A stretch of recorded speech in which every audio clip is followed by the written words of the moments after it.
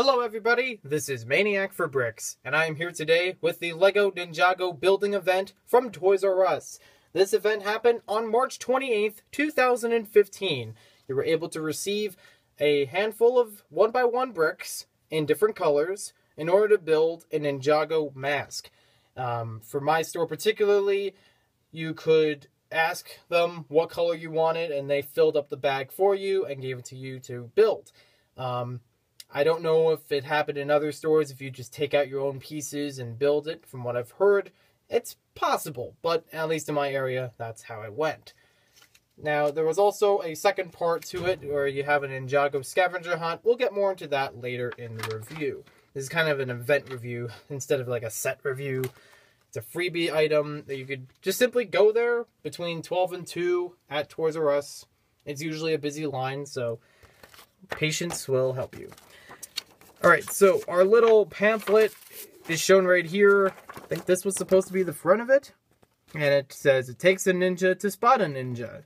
And also shows a little advertisement for Cartoon Network's Ninjago TV show. Rate this event at legoclub.com. And Ninja TRU to let us know what you think. Now, all these pages are used to build your mask. Depending on the color you get, it's basically the same thing. But it shows you a very thorough outline of building the mask. And as you might have seen in the background, I chose blue, which means I got J. Personally, he's my favorite. I like him. So, I'm going to go ahead and open this up. These are the bags that they include. Probably one of the better pieces from here is the 6x16 plate in light bluish gray. That's the same for all of the figures. At least in my Toys R Us, when they had these bags, they already had them filled with some of the yellow, black, and the white, and then the colors they just filled as you asked them for it. So I'm gonna go ahead and build this, and hopefully the instructions are helpful. So I'll be right back. Here is our finished result, and looks pretty good. I actually like the 1x1 bricks used here because it helps it stand up much easier. So you don't have to use additional pieces, but you could if you want to hold it up. In fact, where did I put it? This would be a good time to find it. Oh, where did I put it? Come on. I'm doing a show here. Oh, it's right in front of me. Okay. I tried to make versions of this event before the event actually happened. I was missing a lot of white pieces here, but I originally thought this was going to be in plate form, not in stud form or brick form. So it's actually a lot better than what I tried to make, but you can get a general idea of what the other colors would have looked like if you had them lined up. There was only one of these masks that each person attending the event could receive. So there isn't really a way for you to get multiples of these at one single store or by one single person. You'd either have to have other people brought along or something else. I'm not really entirely sure, but I was able to get one, and one is pretty good for me. I also like the thought that perhaps you can take a bunch of 1x1s and recustomize this. I may even try to do that with this one because I have a lot of orange pieces, and I know that there is a somewhat orange ninja in 2015, so I might want to try to do that. So that will be for another video.